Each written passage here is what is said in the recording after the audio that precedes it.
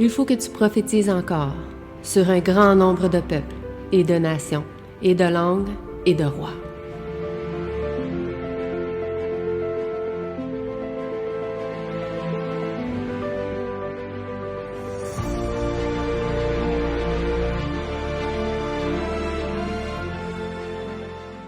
Donc, bon sabbat chacun de vous encore une fois.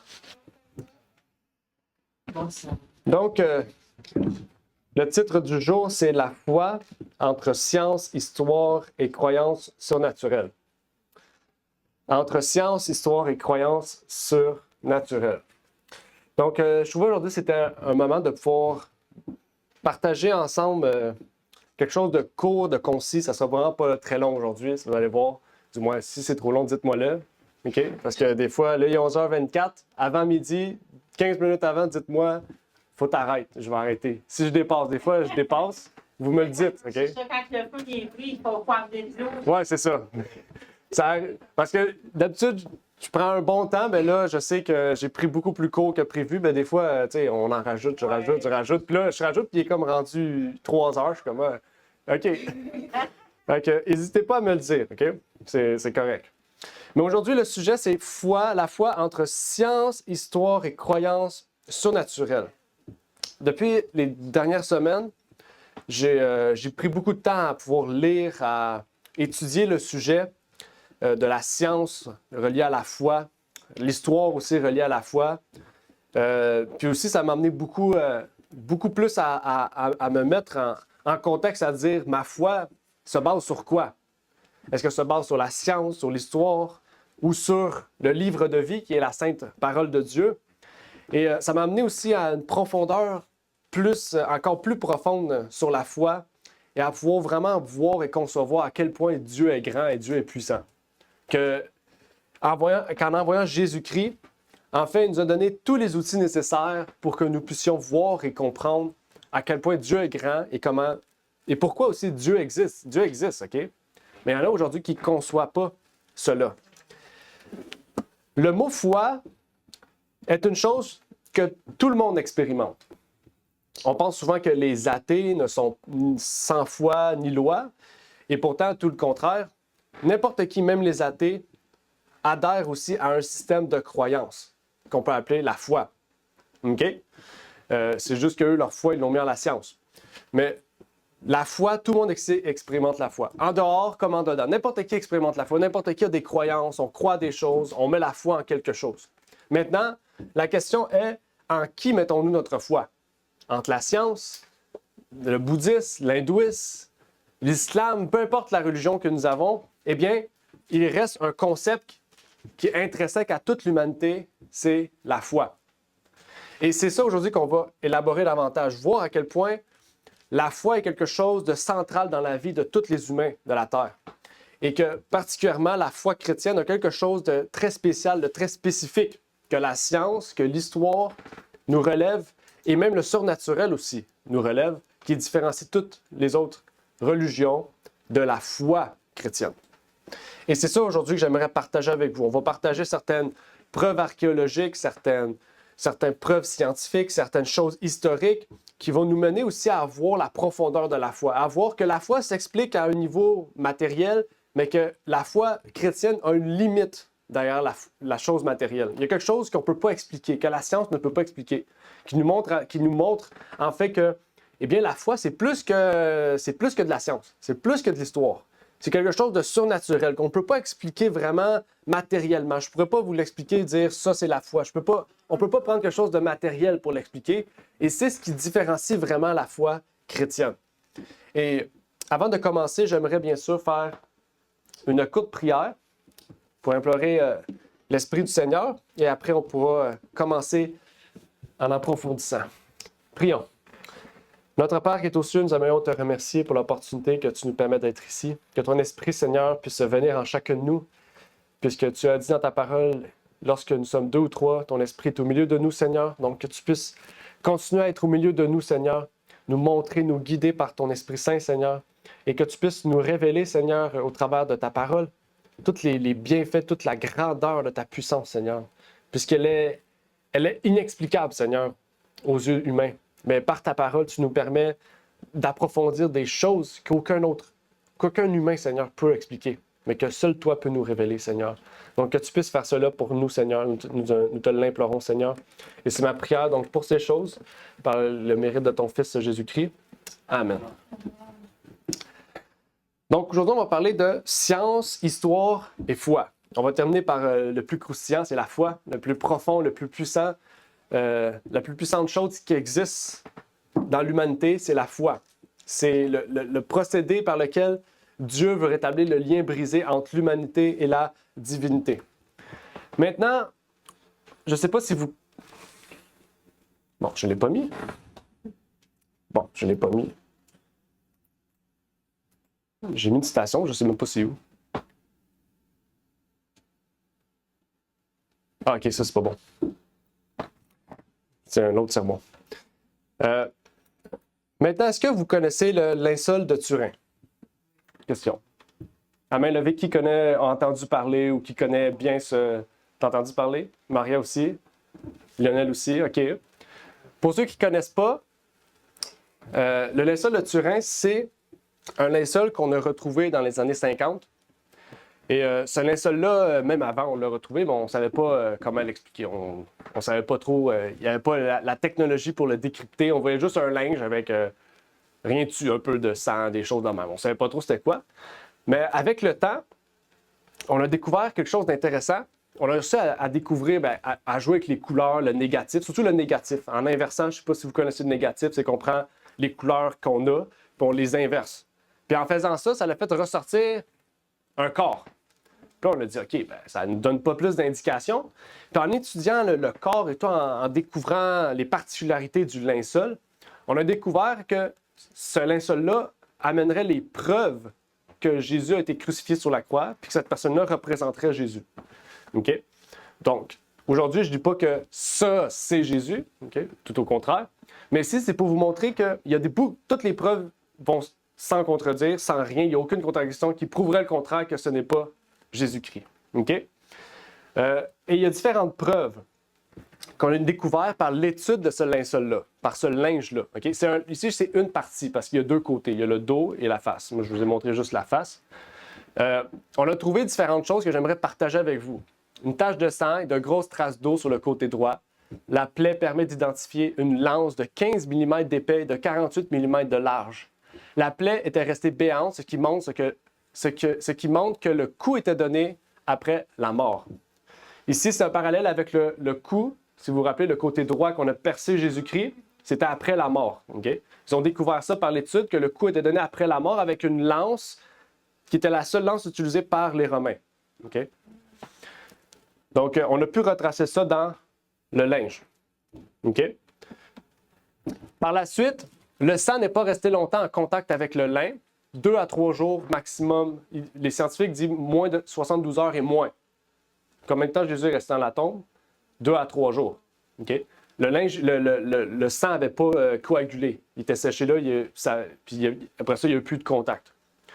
Il n'y a aucune trace de décomposition corporelle. Cela peut indiquer que l'homme a été déballé pendant la rigidité cadavérique. Okay? Donc, Christ est ressuscité et est resté moins de 48 heures dans le tombeau. Okay? Tache au niveau de l'os du talon. Les pieds étaient attachés à un seul clou. Ils ont découvert qu'il y avait un seul clou qui perçait les 2 pieds. Okay? Traces de flagellation violente sur la poitrine, les bras, le dos, les jambes. Environ 80 coups de fouet donnés par un flagrum et 2 bourreaux. Un flagrum, c'est comme un... J'ai oublié comment on appelle ça. Un fouet avec 3 lances, puis il y a des petits bouts de métal au bout. Okay? C'est ça un flagrum. Et il y avait 2 personnes parce qu'on a vu que les coups avaient une disposition différente. Donc, il y en avait un qui était grand, un qui était plus petit. Un à gauche, un à droite. Okay? Là, je ne pourrais pas vous dire quel côté qui était. Je n'ai pas tout vu approximativement les indications, mais on sait qu'il y avait cela. Okay? Puis sur le vêtement, on remarque qu'il y avait des coups. Le visage était très gros, enflé. On remarque qu'il y avait des coups sur le torse, dans le dos, partout. Okay? On dit 80 coups, hein? Mais 80 coups x 3. Parce qu'il y a 3 branches. 4. 2? 40? Ah, OK, ouais, c'est ça, exact. Merci. Il y avait un tissage de lin utilisé à l'époque du Christ, au Moyen-Orient. Donc, le linceul était utilisé d'une méthode qu'après avoir détecté, on a utilisé ceux qui spécialisent en fleurs, on a utilisé ça pour retrouver que dans le linceul, les senteurs, tout ce qui était là, c'était des plantes qui étaient utilisées seulement au Moyen-Orient. Les plantes n'existaient pas ailleurs. Seulement au Moyen-Orient, à l'époque du Christ, ils étaient utilisés pour embaumer les morts. OK? Le sang est très dense, ce qui était un signe de déshydratation. Rappelez-vous, le Romain lui a offert du vinaigre. Il a dit non. Il était déshydraté. OK? Sous les deux omoplates et au-dessus de l'omoplate droite se trouvent de grandes contusions rectangulaires attribuées au poids d'un objet lourd et résistant. On donne une idée qui aurait pu être la poutre horizontale de la croix que parfois les condamnés devaient porter jusqu'au lieu d'exécution. Donc on remarque qu'il y avait quelque chose de lourd qui était porté sur la croix, puis c'est quand même une période de marche qui a affaibli certaines parties osseuses de son corps, qui ont amené à remarquer que c'était une croix. On remarque aussi que le pouce est caché dans la paume. Pourquoi? Quand on traverse un clou dans un poignet, puis qu'on l'enlève après, le pouce a tendance, c'est l'os du pouce, il se détache. Okay? Donc le pouce, il va dans une position qui est cachée, anormalement cachée. Okay? Donc parce qu'ils ont remarqué qu'il y avait du sang qui tombait tout sur le bras. Okay? Donc ils ont remarqué qu'il y avait des trous qui n'étaient pas dans la main, parce que c'est impossible, mais dans le poignet. Okay?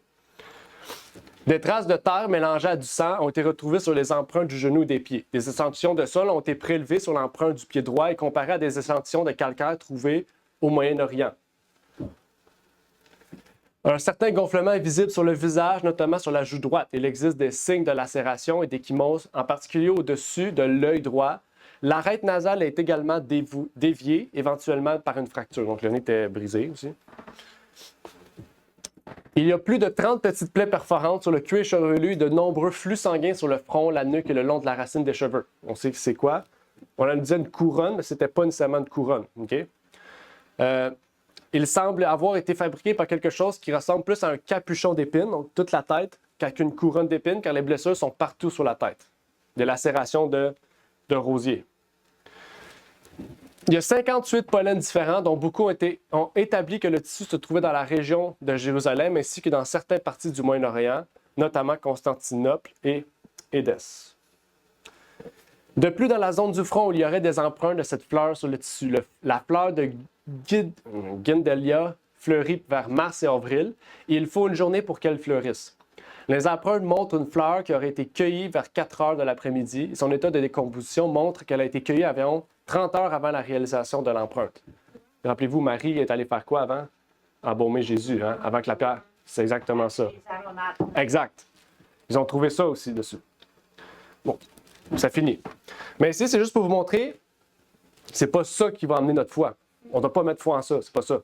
Mais ici, c'est pour vous montrer que la science, OK, est rendue à un point où on peut découvrir ces choses-là.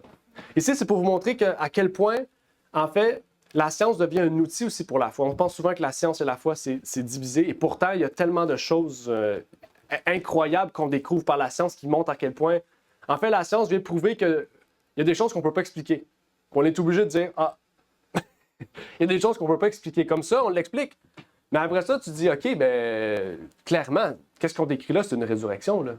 Tu ne peux plus l'expliquer, la résurrection. Matériellement, on ne peut pas. Qu'est-ce qu'il faut? Il faut de la foi. En les preuves scientifiques aussi. Exact. C'est ça, pour montrer, pour amener les gens à croire aussi. Ça fait partie des outils. Exact. C'est un processus. La connaissance qui augmente. Ben oui, exact. Exactement.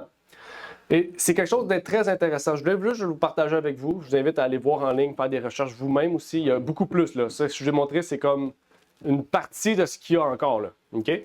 Mais ça nous montre des choses très, très intéressantes sur ce sujet. Dans la science, il y a beaucoup, beaucoup de scientifiques depuis les années 1900 qui sont devenus chrétiens. Okay? Fred Hoyle, inventeur du thème Big Bang pour se moquer. Okay? Parce que vous ne savez pas, le Big Bang prouve Dieu. Okay? C'est une théorie, un thème qu'on a ridiculisé pendant des années. Puis si on dit qu'il y a un début, on dit qu'il y a une fin maintenant. S'il y a un début puis une fin, il y a quelqu'un qui allume le feu. Hein? C'est Dieu. Okay?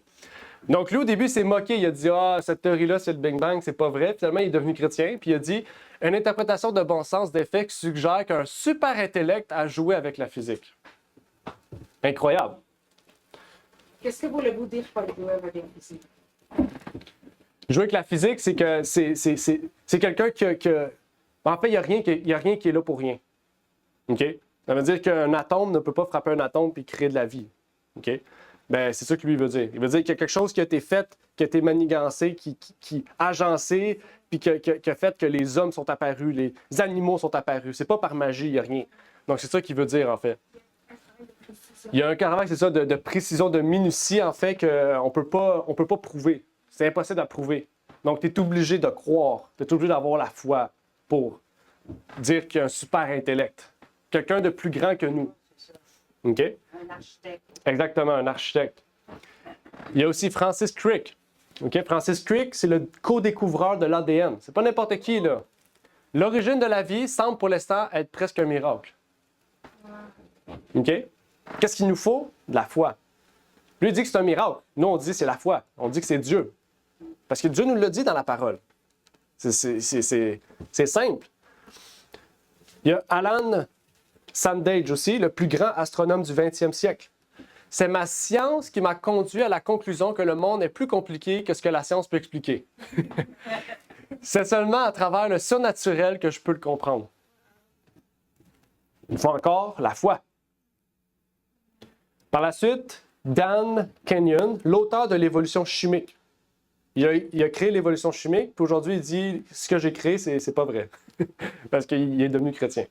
Il dit « Il est plus fondamentalement invraisemblable que la matière et l'énergie non assistées se soient organisées en cellules vivantes. » Avant, il disait l'inverse. Il disait « Il est fondamentalement vraisemblable. » À ça, il dit « invraisemblable » parce qu'il ne croit plus. Il ne croit plus à ce qu'il a dit, à ce qu'il a créé.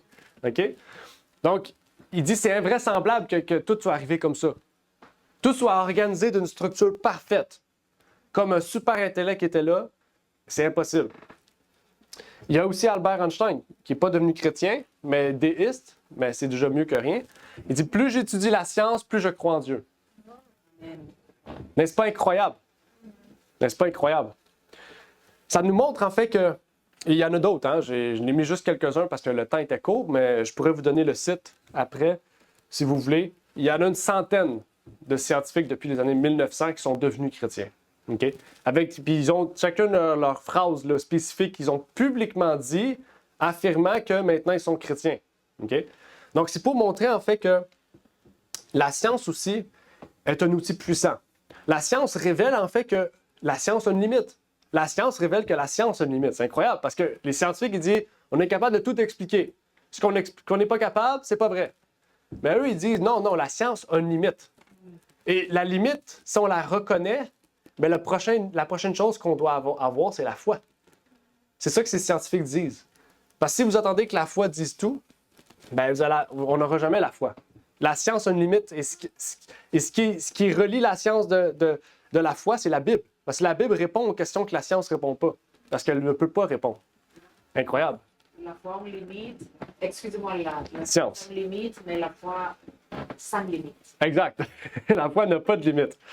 Exactement. Même l'histoire aussi nous révèle des choses très, très intéressantes. L'histoire nous révèle des choses incroyables sur la parole de Dieu. Et c'est incroyable parce que la Bible, là, c'est un outil d'étude scientifique. C'est un outil d'étude archéologique. C'est un outil d'étude historique. Et ça fait des centaines d'années qu'on étudie ces choses-là. Et aujourd'hui, on peut arriver avec des choses très intéressantes. Par exemple, la science. Je dis la science, mais c'est d'un point de vue historique, archéologique, a révélé que l'Évangile de Luc s'est avéré dans sa majorité historiquement prouvé et certain. La science, au début, disait Luc, il dit n'importe quoi. Ça, c'est pas vrai. Puis 20 ans après, il y a un scientifique qui est arrivé, il dit désolé, mais on a découvert certaines choses qui viennent prouver que Luc, ce qu'il disait, était vrai. Et aujourd'hui, les scientifiques affirment que Luc, dans la majorité de son livre, dit vrai. N'est-ce pas incroyable? Historiquement, là, on parle. Okay? Dit vrai. OK? Parce que là, ils ne comprennent pas. Là, ils disent comment un médecin de l'époque peut autant avec méticulie, préciser des choses que même nous, on n'est pas capable d'expliquer. On voit la sagesse de Dieu quand Dieu donne la sagesse à un homme. Qu'est-ce que ça fait? Les humains sont scientifiques. Là. Ils ont étudié des dizaines d'années. Là. OK? Puis ils sont pas capables de comprendre ce que Luc disait, de croire. OK? Ça dit que Luc écrit avec une richesse linguistique historique précise. Il y a plus de 30 faits historiques qui ont été prouvés au travers du livre de Luc et de Actes par la science aujourd'hui. OK? Là, on dit c'est pas beaucoup, mais dites-vous, c'est 2 livres, là. C'est 2 petits livres, là. Ce ne sont pas des livres d'histoire à la base. Donc, c'est beaucoup là, pour un livre qui n'est pas dans ce but-là. Par la suite, il y a l'Évangile de Jean. A aussi passé au test et a prouvé qu'historiquement, il était fiable. Des archéologiques ont trouvé le chapitre 18 de Jean daté de 125 après Jésus-Christ, du nom de Papyrus P52, c'est comme ça qu'ils l'ont appelé, ce qui en fait une source fiable puisque Jean l'a écrit à Patmos. Donc, le plus vieux manuscrit de Jean qu'ils ont trouvé, c'est seulement 20 ans après. Là. OK? Je ne sais pas si vous savez, mais vous savez, la première fois qu'on cite Alexandre le Grand dans les écrits historiques, c'est combien de temps? Tout le monde croit en Alexandre le Grand. Vous savez, c'est combien de temps après qu'on retrouve la première fois Alexandre le Grand dans l'histoire? 400 ans après. Ça, on y croit sans problème. Mais on dit Jean, il l'écrit 20 ans. Ouais. Puis il est mort à l'encens à peu près, qu'on dit, là. Peut-être un peu plus tard. C'est pas beaucoup, là. On y croit pas. Je sais pas si on comprend la... Alexandre le Grand, là, 400 ans après, là, il est mort il est mort à 32 ans, il est mort depuis 400 ans. Ça, on y croit sans problème. Juste parce qu'on trouve un livre. Je sais pas si on comprend le livre. Juste l'Évangile de Jean, là, on a plus de 200, 300, même plus de manuscrits qui prouvent le livre. Alexandre le Grand, on a quelques livres de lui qui prouvent qu'il a existé, là. Je sais pas si on voit... C'est beaucoup, là. OK? C'est comme ils ont fait le marketing. Exact. Très bien pour ce monsieur Alexandre. Ben oui. 400 ans plus tard, c'est beaucoup, là. C'est beaucoup d'années, là. Une personne qu'on n'a pas beaucoup d'écrits. En fait, il y a 9 sources évidentes de la résurrection du Christ, que la science a prouvé. On peut pas dire le contraire. Que l'histoire aussi nous a prouvé. Parce qu'il y a aussi, pour prouver l'histoire, il y a des méthodes qu'on doit avoir aussi. De la même manière que la Bible dit on ne laisse pas place à l'interprétation humaine. C'est Pierre qui dit ça. La Bible s'interprète par elle-même et c'est pas un homme qui interprète la Bible. Okay? De la même manière que l'histoire, pour prouver qu'Alexandre le Grand existait, il fallait d'autres preuves pour prouver. Okay? C'est la même chose avec la Bible. Et c'est ça qui est incroyable. Par exemple, les 4 évangiles et 1 Corinthiens 15, 3 à 8 révèlent que Jésus fut ressuscité. Okay? 4 évangiles, 4 livres. 4 livres qui ont été prouvés étant historiquement et scientifiquement vrais. 1 Corinthiens 15, 3 à 8, c'est pour dire que même plus tard, Paul, c'est plus tard, là, c'est une trentaine d'années plus tard, dit que Jésus a été ressuscité. Donc, on a 5 personnes dans un laps de temps de 30 ans, OK? Qui dit qu'une personne a ressuscité. Il faut savoir, les 4 évangiles n'ont pas été écrits au temps de Jésus, dans le sens après, OK? Je sais pas si on comprend. Jean, c'est même le dernier évangile qui a été écrit. Okay? Marc a été un des premiers. Il y a l'apôtre Paul qui est venu après. Exact. Il y a eu Paul. Donc, c'est pour montrer ici que c'est pas juste une personne. Là. On a 4 personnes différentes, plus Paul, 5 personnes différentes qui ont écrit des choses sur Jésus des années après que Jésus soit parti. Okay? C'est là qu'on dit que Alexandre le Grand, okay, c'est dans un laps de temps de 300 à 400 ans. Okay? Ici, c'est dans un laps de moins de 30 ans. Pour vous montrer la précision qu'on retrouve à ce sujet. En parlant plus profondément de 1 Corinthiens 15, 3 à 8, il affirme que 500 personnes ont vu le Christ ressuscité. C'est beaucoup, 500 personnes. Il y en a qui vont dire « Ouais, ben, ça peut être 500 fous. » Je connais pas 500 fous qui auraient pu dire la même chose, exactement, précisément la même chose d'un homme. OK? Puis les psychologues aujourd'hui affirment qu'une hallucination, une vision, se produit jamais en groupe. C'est individuellement. Donc, s'il y aurait eu une personne qui l'a vu, ou 500 personnes, chacun dans leur maison, peut-être là, ça aurait été différent. Mais là, 500 personnes ensemble, collectivement, publiquement, ont vu, la psychologie, la science du cerveau affirme que c'est impossible que ce soit une hallucination, une vision. Donc là, qu'est-ce qu'il faut? C'est de la foi. Il faut croire. Il faut de la foi. OK? Il faut de la foi. Par la suite, il y a plus de 15 sources extra-bibliques qui sont citées pour la résurrection du Christ. Joseph, pour ceux qui connaissent, c'est le plus grand historien juif de l'époque de Jésus, qui ne croyait pas en Jésus, qui affirme que des gens ont vu Jésus après sa résurrection. OK? Il n'y avait aucun but dans le dire, là. C'est un juif, là. Il n'a jamais été chrétien. Il y a eu Ignace, bon, c'est les premiers, on voit ça, les pères de l'Église, là. Justin Martyr, Barnabas, Polycarpe de Smyrne, Clément de Rome, Lucien, etc. Il y a eu 15 sources extra-bibliques qui citent, qui connaissent des gens qui ont vu Jésus. Je ne sais pas si on comprend, c'est beaucoup là, de témoignages. Par la suite, il y a des détails embarrassants ou contraires à la culture. Qu'est-ce que ça veut dire? C'est qu'à l'époque, il y a des choses qu'on ne faisait pas que la Bible a faites. Parce que je pense qu'on comprend, il y a des choses qu'on ne fait pas aujourd'hui puis que les chrétiens font, qui est contraire à la culture, à la tradition moderne. Okay? À l'époque, c'était la même chose. Okay? Les femmes qui témoignent de la résurrection. À l'époque, une femme qui témoigne, c'était vu comme un mauvais témoignage. C'était même pas bien vu, en fait, pour la communauté. Dans la Bible, c'est toutes les femmes qui ont été les premiers témoins. Donc, quelqu'un qui lisait ça à l'époque, il disait « c'est pas un vrai témoignage ». Donc, pourquoi, s'il voulait prouver quelque chose, il aurait été dans le même sens que la communauté générale. Donc, ici, c'est pour prouver qu'ils sont honnêtes, là, qu'ils sont vraiment vrais. Peu importe que ça soit bien vu ou non, ils le disent. Je parle pour la communauté locale. Même chose, Pierre qui rejette le Christ. Pierre qui renie le Christ. Il renie le Christ plusieurs fois. C'est pas bien vu, le renier. À l'époque, renier quelqu'un comme ça publiquement, c'est pas bien vu. Pourtant, la Bible l'affirme, le dit. Donc, c'est pour montrer que la Bible a resté vraie, même dans les choses qui étaient embarrassantes, les détails qui étaient mal vus. Ils l'ont laissé. Montrer l'honnêteté de la parole. OK? Parce qu'on sait, il y a des auteurs qui vont « oh, on va tasser ça, on va tasser ça », pour que ça soit toujours bien vu. Hein? Mais la Bible, non. Que ça soit bien vu ou mal vu, c'est la vérité, ils le disent. C'est à nous de dire, comme la parole le dit, de voir ces choses-là comme un exemple à ne pas suivre ou à suivre, hein, selon le contexte. Après ça, il y a d'autres choses intéressantes. Les Juifs n'ont pas été super intelligents aussi. L'attestation des ennemis. Les Juifs aussi ont écrit que la tombe a été ouverte. Donc, même les ennemis de Jésus ont affirmé que Jésus n'était plus là.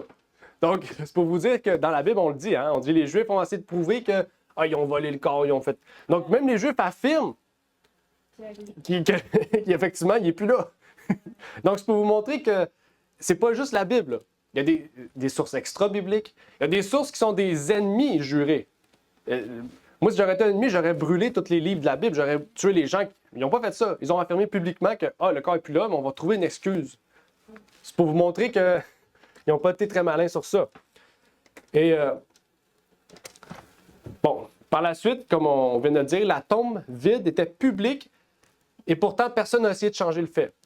Que vous soyez les ennemis de Jésus, les amis de Jésus, peu importe qui, tout le monde a affirmé que la tombe était vide.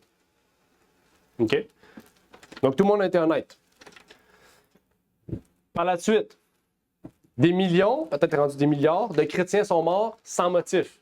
Et ça, il n'y a aucune religion, je suis désolé, aucune religion où une personne meurt sans motif, à part les chrétiens.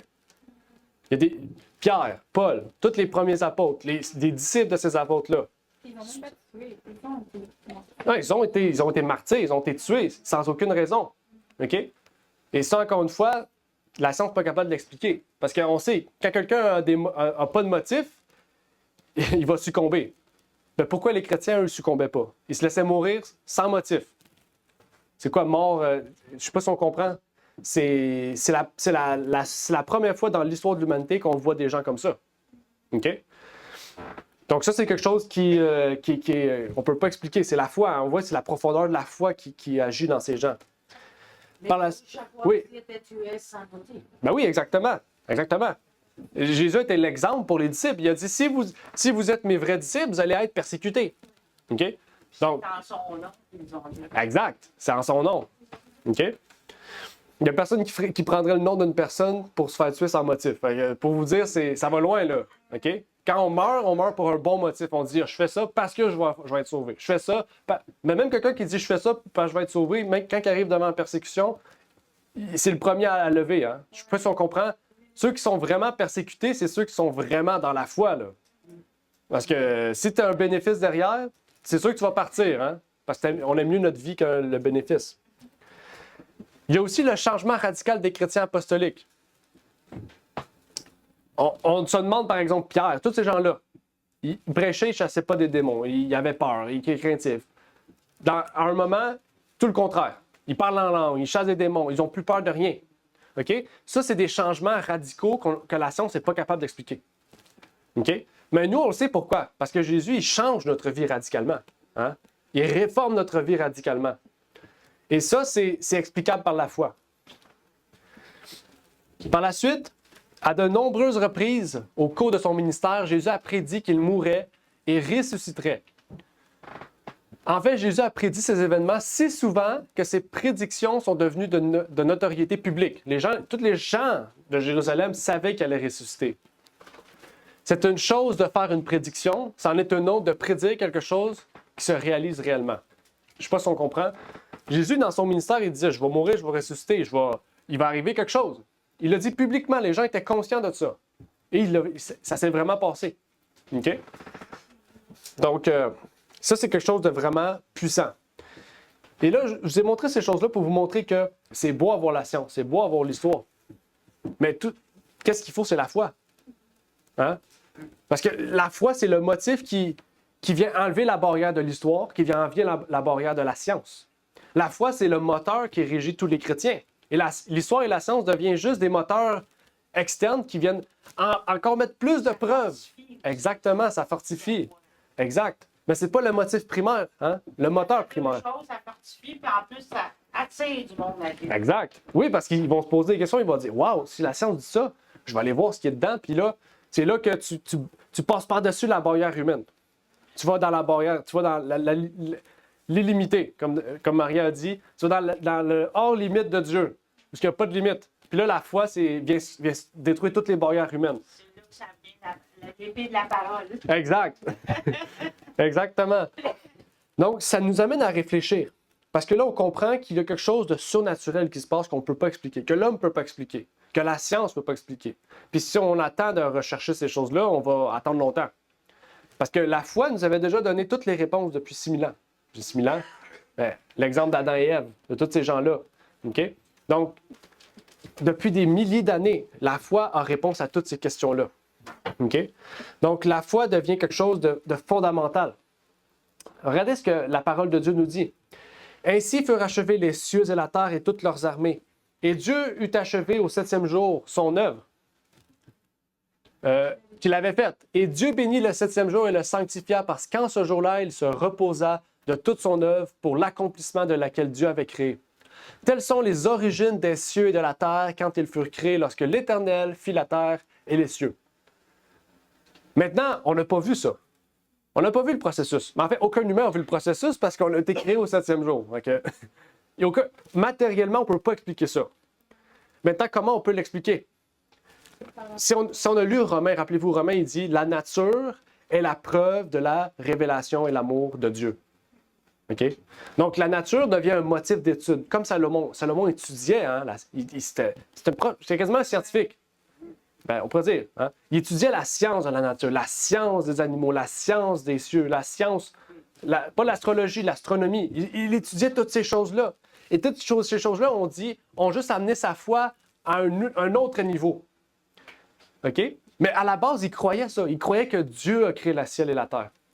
Donc, même si la science dit, ça marche comme ça, les protons, les atomes, comme ça que ça a marché, si on croit à ça, ce que la science dit va juste nous amener encore plus haut à un niveau de notre foi. Et c'est important, la terre, les astres, les animaux, les hommes sont la preuve d'une intelligence supérieure qui existe et que seulement la foi peut nous permettre de rétablir ce lien brisé entre Dieu et nous. Ce n'est pas l'histoire qui va rétablir notre lien brisé entre Dieu et nous. Ce n'est pas la science, c'est la foi.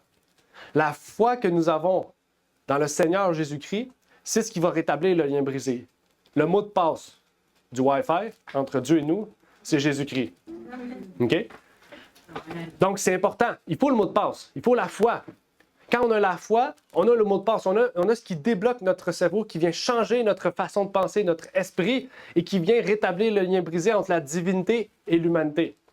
Et c'est seulement par Jésus-Christ, en fait, qu'on peut rétablir le lien entre créateur et créature. Le mot de passe et le GPS. Exactement. Dieu est gentil, il nous donne tout. Il nous a tout donné. OK? Il nous a tout donné. Et ça révèle l'amour de Dieu. L'histoire nous révèle que la Bible a été écrite avec précision par des hommes importants qui n'étaient pas des universitaires.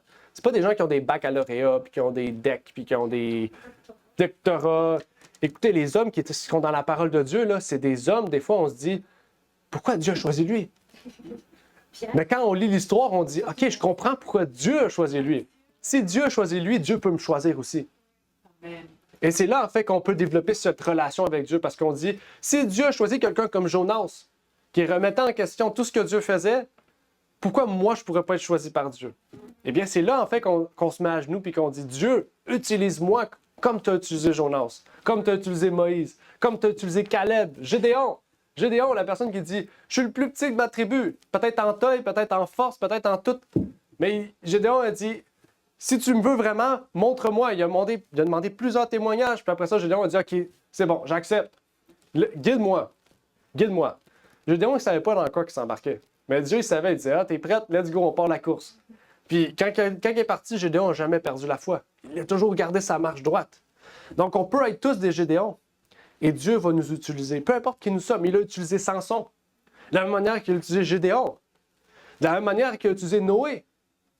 C'est pas les mêmes personnages, là. Ils ont tous des facultés, des talents, des dons différents. Moïse, écoutez, Moïse, il disait, moi, je suis pas capable de parler, prends mon frère. Puis Dieu a dit, OK, je vais t'envoyer ton frère. Mais quand on y passe 30 secondes, Moïse était timide, était gêné, là. C'était quelqu'un de renfermé, sûrement. OK? Et pourtant, regardez comment Moïse est devenu. Comment Moïse était. Je ne sais pas si on comprend. C'est incroyable le changement de Moïse, là. OK? Donc, Dieu n'a pas de limite. Dieu n'a pas de limite. Et c'est quelque chose de très puissant à comprendre. Et un de mes textes préférés, c'est 2 Timothée 3,16 qui dit « Toute l'Écriture est divinement inspirée. » Et aujourd'hui, on a de la misère à comprendre ça parce qu'on est sous la grâce, comme on dit. On devrait dire tout le Nouveau Testament est divinement inspiré. Parce que l'Ancien est passé, il n'est plus bon. C'est l'absurdité la plus totale que je peux entendre. Parce que si tu enlèves l'Ancien Testament, comment tu fais pour croire que le Dieu a créé l'univers? Comment tu fais pour croire au processus de la création?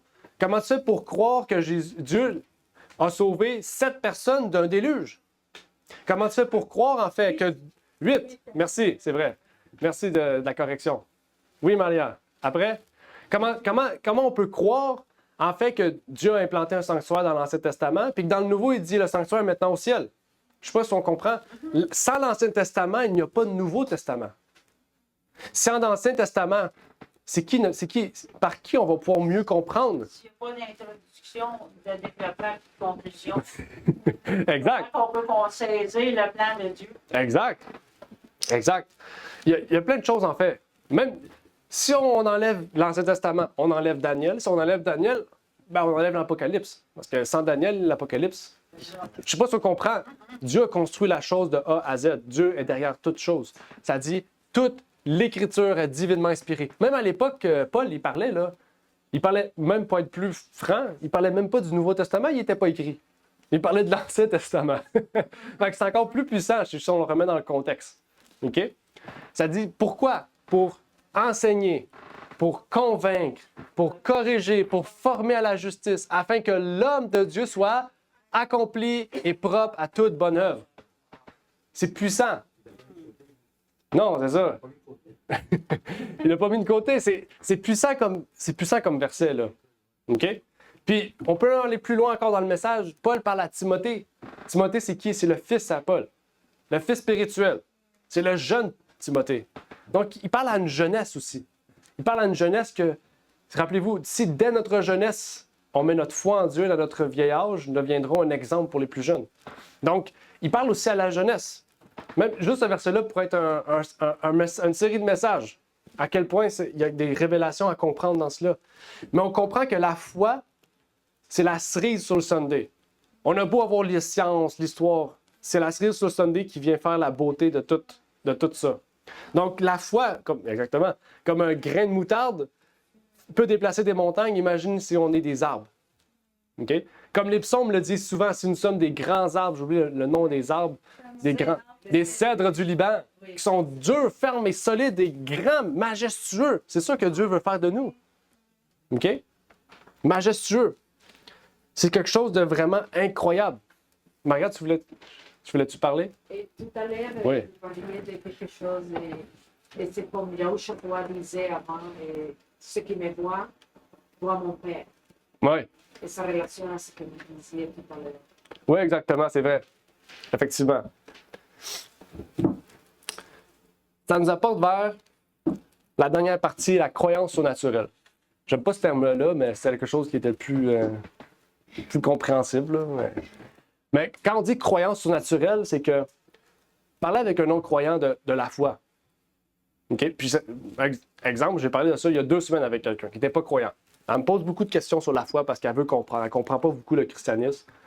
Puis là, c'était la Pâque, justement. J'ai dit, je vais prendre l'opportunité pour parler de Jésus parce que c'est la Pâque. Puis elle a fait du chocolat.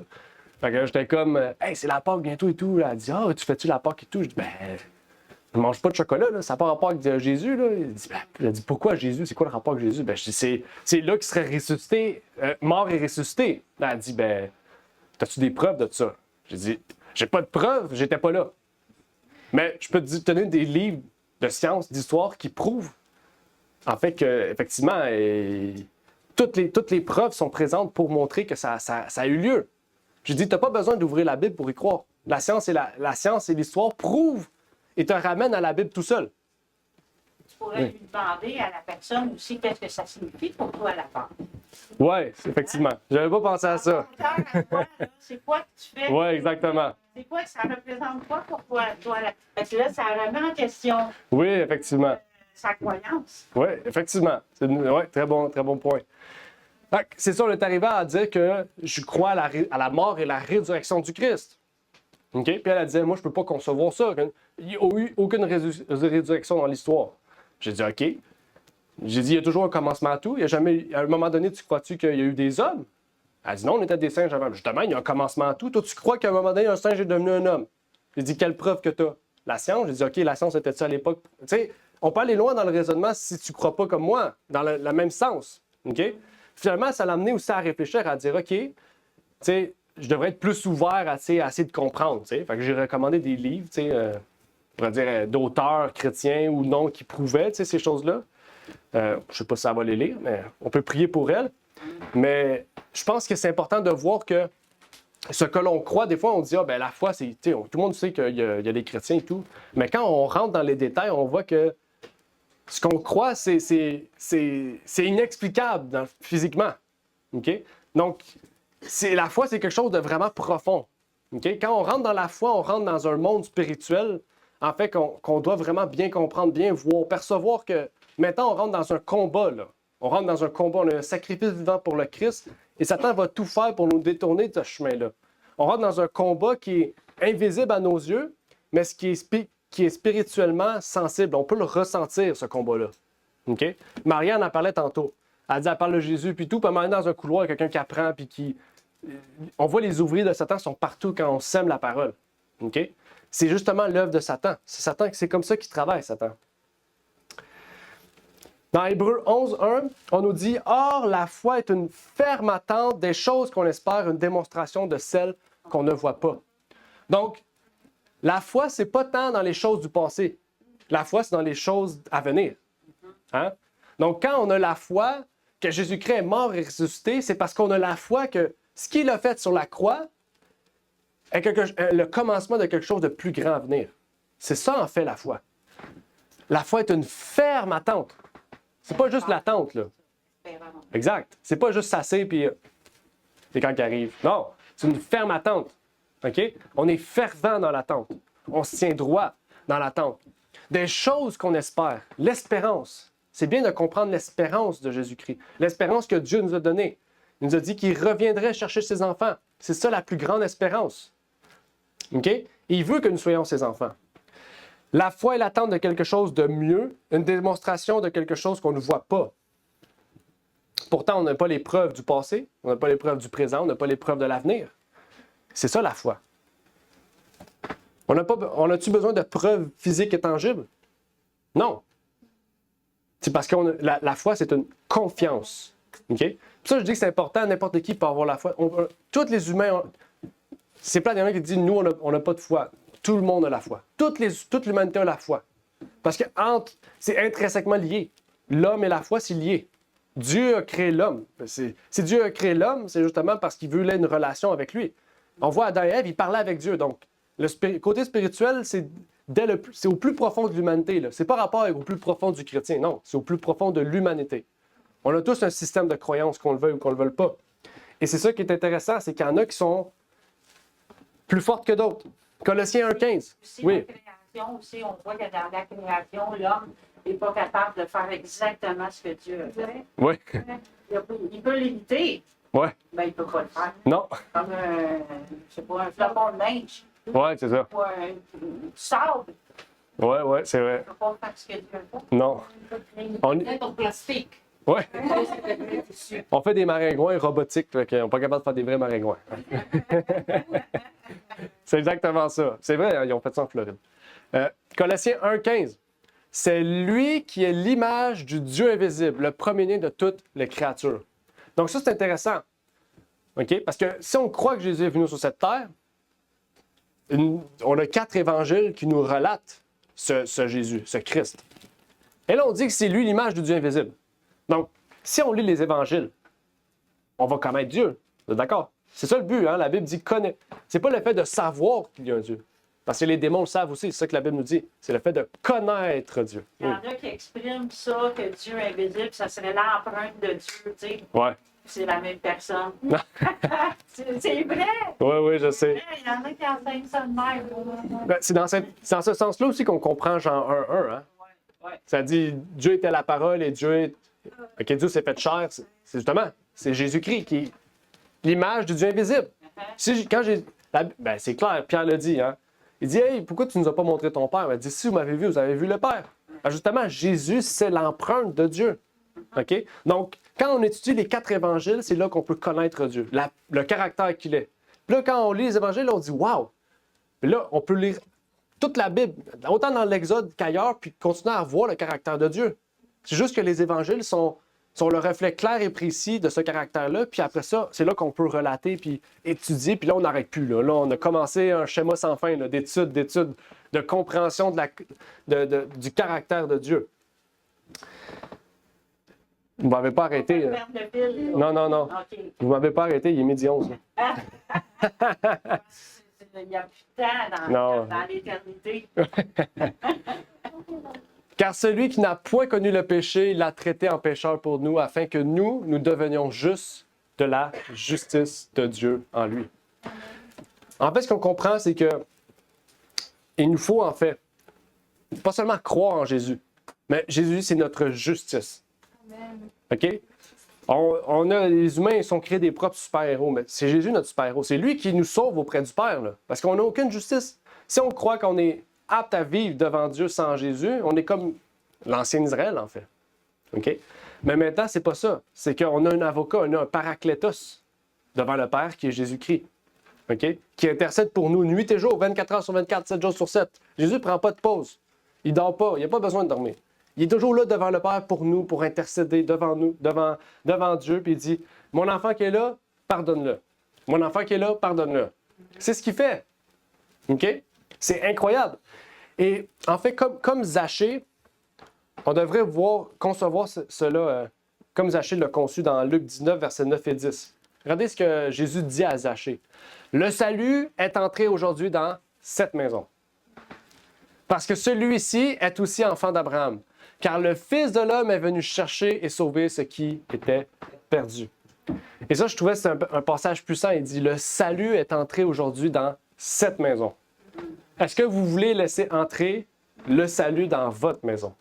Ça, c'est incroyable. Comme Zachée, le Zachée, lui, il pensait juste venir, viens le Messie, on fait rentrer le Messie. Puis quand il rentre, Jésus, il dit, maintenant, le salut est entré chez vous. Lui, il a dit, Là, il était tout débousselé. Il dit, wow, Jésus, c'est pas juste un Messie, là. Ça dit, le salut est entré chez vous. C'est incroyable. Ça dit, il est venu chercher. Là, je me suis pas arrêtée sur ce... Oui, c'est une belle phrase, là. Ouais. Le Fils de l'homme est venu chercher et sauver ce qui était perdu. Donc, ça veut dire que quand on fait entrer le salut dans notre maison, nous ne sommes plus perdus. Nous sommes sauvés. Venu chercher et sauver ce qui était perdu. Donc, quand on laisse entrer le Christ en nous, quand on laisse entrer la justice en nous, eh bien, on laisse entrer le salut dans notre maison, eh bien, nous ne sommes plus perdus. Ce qui veut dire qu'avant cela, eh bien, nous étions perdus dans les choses, en fait. Dans la confusion totale, dans Babylone. La Babylone, c'est la confusion. Nous étions confus dans les choses, cherchant qu'est-ce qui peut satisfaire mon manque, qu'est-ce qui peut satisfaire mon anxiété, qu'est-ce qui peut satisfaire ma détresse, qu'est-ce qui peut satisfaire mes problèmes de couple, etc. Eh bien... Ce que Jésus avait dit à la Samaritaine, l'eau qui puisait. Exact. Hein? C'est vraiment ça. Oui, c'est vraiment ça. Donc, il est la source de notre solution. Ouais. Quand nous avons soif, et c'est là, en fait, qu'on est tous différents. Il y en a qui ont dit, moi, j'ai les problèmes physiques, j'ai les problèmes mentaux, j'ai les problèmes, peu importe, monétaires, professionnels, sociaux, amoureux.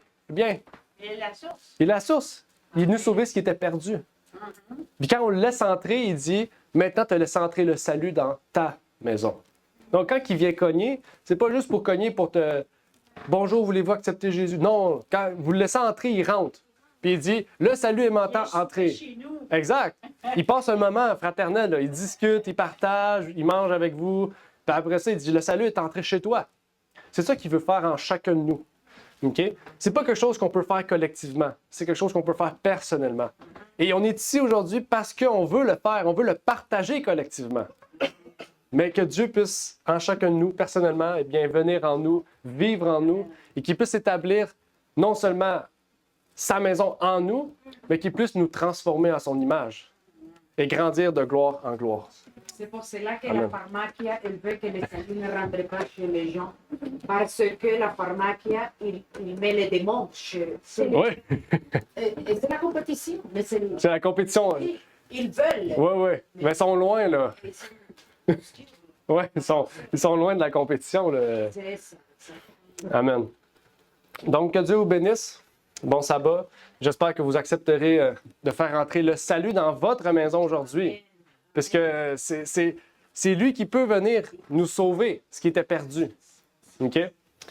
Donc, que Dieu vous bénisse. Fils de l'homme. Oui, amen. Les fils de l'homme. C'est pas n'importe qui là, qu'on fait entrer là. Amen. Prions. Notre Père qui est aux cieux, nous aimerions te remercier pour l'opportunité que tu nous permets de partager ces choses. Que tu puisses continuer à nous élever vers toi, Seigneur. Que tu puisses nous permettre d'ouvrir notre cœur, attendrir notre cœur, nous permettre d'être humbles, Seigneur, de pouvoir avoir une ouverture pour que tu puisses venir en nous, que tu puisses venir souper avec nous, Seigneur. Que nous puissions avoir une discussion avec toi, Seigneur. Que nous puissions prier et par la prière pouvoir ouvrir notre cœur dans la transparence, dans le désir de vouloir collaborer, Seigneur, de vouloir développer cette relation intime avec toi. Nous avons vu récemment qu'est-ce qu'une relation intime avec toi. Eh bien, que tu puisses faire cela en chacun de nous, Seigneur, puisque c'est ce que nous désirons au plus profond de nous, Seigneur. Et c'est ma prière pour ces choses, au nom de ton Fils Jésus-Christ. Amen. Amen. Merci d'avoir écouté cette vidéo. Si vous désirez rejoindre l'œuvre au Québec, veuillez nous contacter par email à asjh1889 de Terrebonne à commercial@gmail.com et via Facebook à commercial asjh1889 de Terrebonne. Merci à vous et que Dieu vous bénisse.